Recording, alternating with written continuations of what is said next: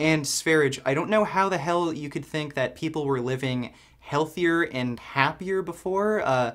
The longest living population on Earth is the Adventist vegetarians, and among them, the vegans have the lowest risk of chronic disease, including heart disease, diabetes, and even cancer. However, if we take a look at pre-agriculture hunter-gatherer populations, they have extremely high rates of atherosclerosis, and of course they died much younger. So where is this historical evidence that people lived healthier lives despite eating more meat?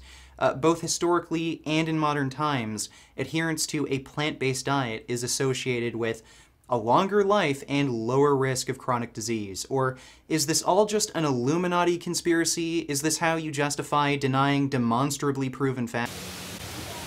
Well, in a very simplistic way, the way we currently look at things, which is obviously very much a product of our mind, plants are somewhat distant to animals. You could argue these definitions are quite arbitrary, but nevertheless, we're not so closely related to plants, and particularly the flowering plants, relatively new on the scene.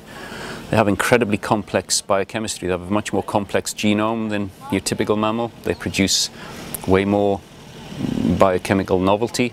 So changing from a molecular environment that was incredibly different and perhaps very beneficial in terms of developing a neocortex like the one we have, substituting that with the products of a genome very similar to ours, really we're just locking ourselves back into this archaic primitive formula. It works if you want a neural system that's very good at competition, it survives very well, but it lacks some of these unique traits like high cognitive function, empathy, compassion, etc., etc.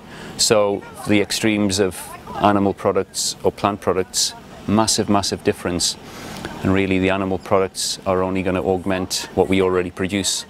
Yeah, they might keep us alive, but they're not this unique formula that's going to change the way our DNA is read. They're simply going to amplify what we already do.